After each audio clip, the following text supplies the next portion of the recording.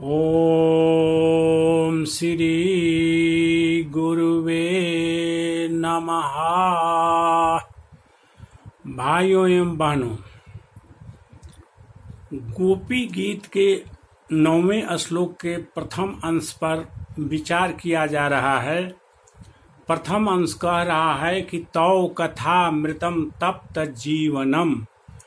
तौ माने तुम्हारी, माने तौ कृष्ण, कौन? कृष्ण की जो सत्य चित आनंद स्वरूप हैं, वैसे कृष्ण की और जिनकी ही सत्ता इस संसार में है, किसी दूसरे की नहीं है, जो घट व्यापी हैं, जो है उन्हीं श्री कृष्ण की कथा। और कथा का मतलब क्या है? श्री कृष्ण भगवान के नाम रूप लीला गुण धामों का वर्णन।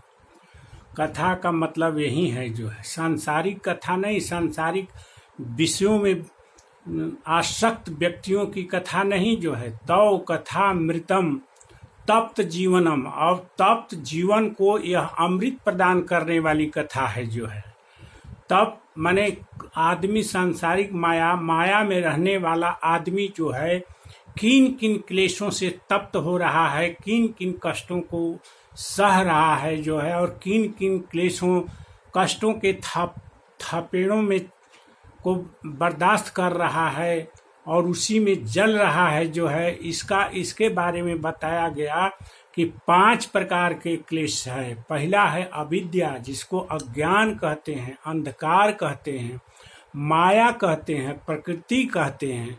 इसी में जो है जीव जो है माया में पड़ के जो है यह मेरा है, यह तेरा है, मेरा बेटा, मेरा बेटी, मेरा पति, मेरा हस्बैंड, मेरा धन, मेरा दौलत, इसी ममता में फंसकर जो है सांसारिक जीवों के सांसारिक नश्वर पदार्थों के ममता में पड़कर जो है आदमी क्या काम करता है कि 84 लाख जोनी में चला जाता है, उसकी मुक्ति नहीं मिलती है, जो है। तो यह पहला हुआ अविद्या। दूसरा हुआ घमंड। घमंड माने अस्मिता, अहंकार, जिसको घमंड बोलते हैं। घमंड के बारे में भी बताया गया कि जो लोग यहाँ घमंड करते हैं, ऊंची ऊंची डिग्रियों का घमंड करते हैं, पोस्ट ऊंचे ऊंचे पदवियों का घमंड करते हैं, वे एक ना एक दिन जो है धाराशायी होंगे, जो है। और इस जीवन के बाद जो है उनको कुत्ता, बिलाई, सूअर, पशु, पक्षी, कीड़े फतिंगे की जोनी में जाना पड़ेगा। यह ध्रुव सत्य है, समूचे वेद शास्त्र पुराण यही कह रहे हैं, जो है। घमंड जो मतलब कि रावण का भी घमंड चकनाचूर हुआ, शिशुपाल का भी घमंड चकनाचूर हुआ, जो है। और शिशुपाल दंत वक्र का घमंड और दुर्योधन जो चक्रवर्ती सम्राट था, उसका भी घमंड चकनाचूर हुआ, जो है। इस प्रकार घमंड के ऊपर बात हुई थी। और तीसरा एवं चौथा क्लेश जो है राग और द्वेष हैं। तीसरा राग है और दूसरा द्वेष है, जो है। राग और द्वेष दोनों द्वंद्व हैं, दोनों जुड़वे हैं, जो है। दोनों को एक दूसरे से कोई अलग नहीं कर सकता है। जहाँ राग होगा, जहाँ सांसारिक वासना होगी, सांसारिक स्नेह मोह ममता में आदमी फंसता है, वहीं द्वेष भी होता है। जहाँ राग और रहता है, प्रेम होता है आदमी के बीच में, पहले तो फ्रेंडशिप अच्छी लगती है, जो है बहुत ही अच्छी लगती है, जो है। लेकिन बाद में वही जो फ्रेंडशिप जो है दुश्मनी में बदल जाती है, फलता जो है एक दूसरे की जान के पिपासे हो जाते हैं, जो है। आज हम देखते हैं संसार में भी देखते हैं आजकल के युग में कि कोई लड़का किसी लड़की से प्रेम करता है, सांसारिक प्रेम जो क्षणभंगुर होता है, जो है। और पहले तो वह राग बहुत ही अच्छा लगता है, दोनों एक दूसरे के साथ जो है मरने मिटने के लिए तैयार हो जाते हैं। इतने दूर तक उनका प्रेम लगता है कि बहुत ही अच्छा उन दोनों में प्रेम है, मोहब्बत है। लेकिन कुछ दिन के बाद जो है वही प्रेम जो है दुश्मनी में बदल जाता है, तो देखते हैं कि लड़की को टुकड़ों टुकड़ों में करके फेंक देता है, लड़की को टुकड़ों टुकड़ों में फेंक देता है जो है। आज हम देखते हैं राग और देश, देश का ही कमाल है, दोनों जुड़वा हैं जो है। कोई औरत जो है को शादी करके लाता है जो है, बहुत प्रेम रहता है पति पत्नी के बीच में, लेकिन वही प्रेम जो है कभी द्वेष में बदल जाता है। तो पति पत्नी का गला घोंट देता है, पति पत्नी का गला काट कर हत्या कर देता है, और कहीं पत्नी भी पति का मर्डर कर देती है जो है। इस प्रकार हम देखते हैं कि संसार में अगर कोई बिजनेस में भी दो पार्टनर हुए, दो व्यक्ति पार्टनर में हैं, तो शुरू बार में तो बिजनेस के शुरुआत में दोनों में बहुत ही प्रेम रहता है, बहुत ही प्रेम रहता है, लेकिन कुछ दिनों के बाद जो है जब मतभेद होता है तो वही प्रेम जो है दुश्मनी में बदल जाता है, और दोनों पार्टनर जो है एक दूसरे के जान के पिपासे हो जाते हैं जो है, और दोनों एक दूसरे का मर्डर करा देना चाहते हैं जो है। इस प्रकार हम देखते हैं कि जहाँ राग है वहाँ द्वेष होगा ही जो है। इसलिए राग और द्वेष के द्वंद में जो है सारा संसार जल रहा है, सारा संसार जल रहा है जो है। यह राग और द्वेष का कष्ट है जो है, राग और द्वेष का कष्ट है जो है।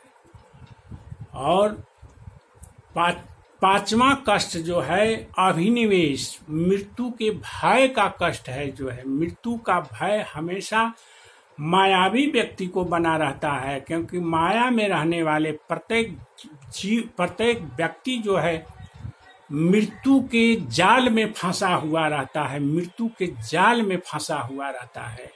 फलतः उस पर जामराज का आक्रमण होता रहता है जो है, और मृत्यु के जाल में फंसा हुआ वह व्यक्ति जो है प्रत्येक क्षण जो है डर में रहता है कि जो मैं संसार का सुख भोग रहा हूँ, यह सुख हमसे छीना न जाए, क्योंकि मृत्यु अगर आ जाएगी और जमराज का आक्रमण मेरे ऊपर हो जाएगा तो यह सांसारिक सुख हमसे छीना जाएगा। और वास्तव में सांसारिक सुख जो है क्षणभंगुर होता है जो है, ये प्रति क्षण इसका नाश होता रहता है जो है, और अंत में जो है इसका नाश होते होते एकदम जीरो हो जाता है जो है। और आदमी जो है वो यही सांसारिक सुख फिर दुख में बदल जाते हैं, और दुख होने लगता है।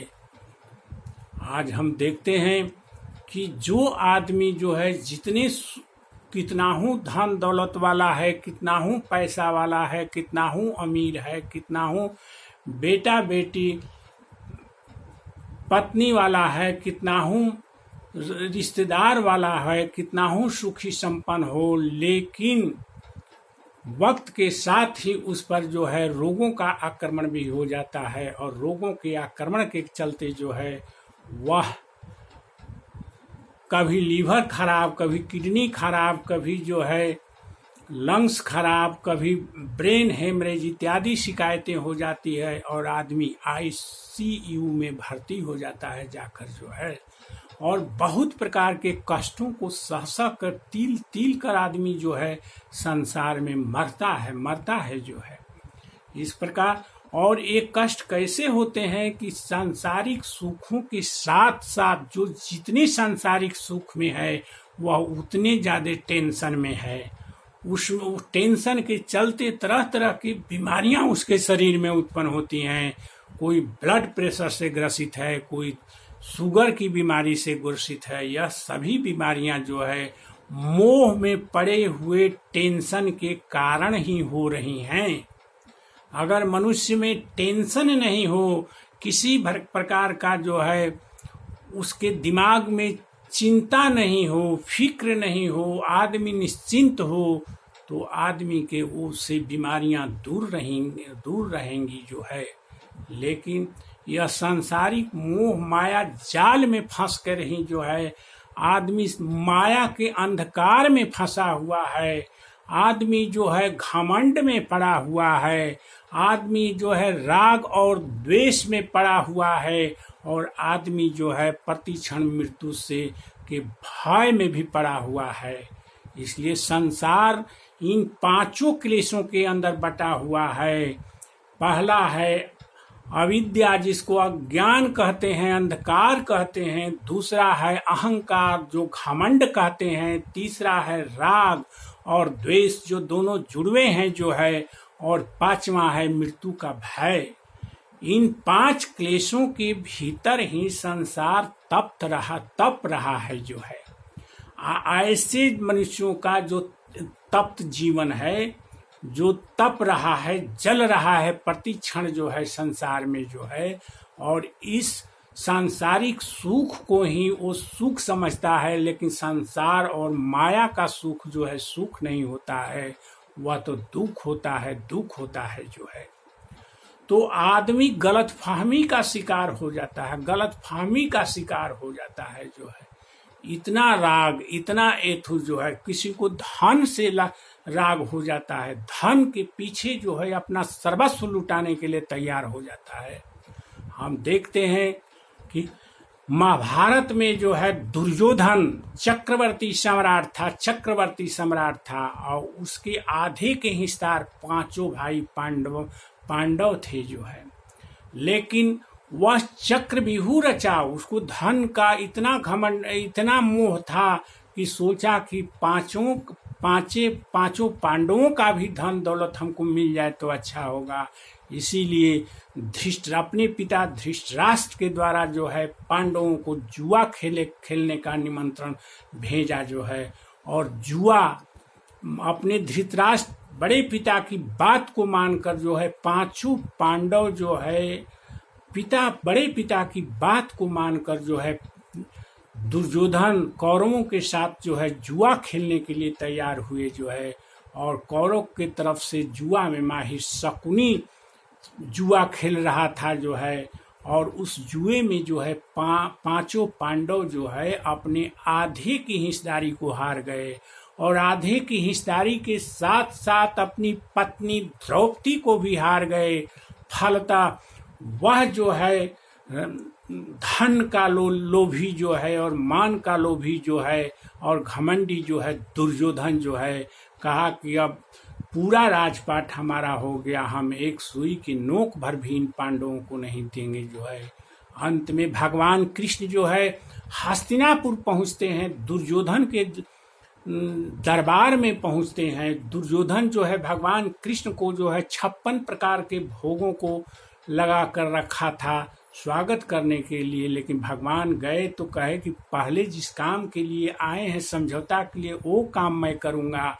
और भगवान प्रस्ताव रखे कि हे दुर्योधन, तुम सब राजपाट रखो, लेकिन पांचों भाइयों को गुजर बसर करने के लिए केवल एक एक गांव दे दो।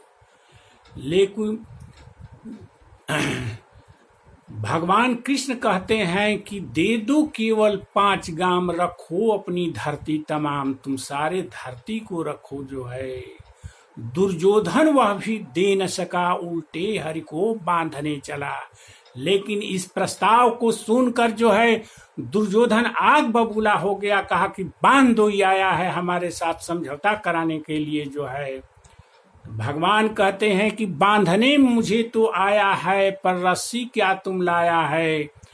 भगवान कुपित डगमग दिग्गज डोगले, भगवान कुपित होकर बोले जंजीर बढ़ाकर साध मुझे, हाँ हाँ दुर्योधन बांध मुझे, हाँ हाँ दुर्योधन तुम बांध लो, लेकिन मुझे बांधने के लिए तुम्हारे पास कोई रस्सी नहीं है जो है।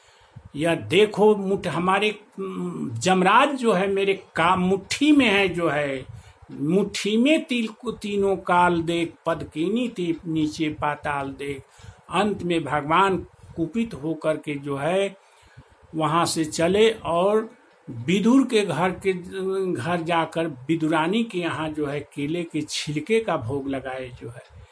लेकिन वह दुर्योधन जो चक्रवर्ती सम्राट था जो है, उसको अपने धन से इतना राग था, इतना प्रेम था, अपनी राजपाट से जो है कि उसी राजपाट के चलते महाभारत का युद्ध हुआ और 100 भाई कौरव जो है मारा गया, जो है दुर्योधन भी बहुत ही दीनता पूर्वक मारा गया, जो है उसके 100 भाई में एक भाई भी नहीं बचे जो है। इसलिए सांसारिक राग ही दुख देने वाला हो जाता है जो है।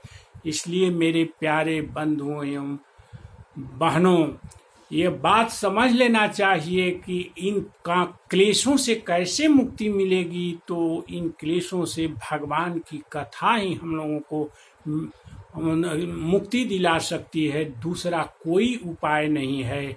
यही बात गोपियां जो है कह रही हैं कि ये तप संसार में तपते हुए जीवन को जो है आश्रय देगा तो आपकी कथा ही देगी भगवान, दूसरा कोई उपाय नहीं है, दूसरा कोई उपाय नहीं है।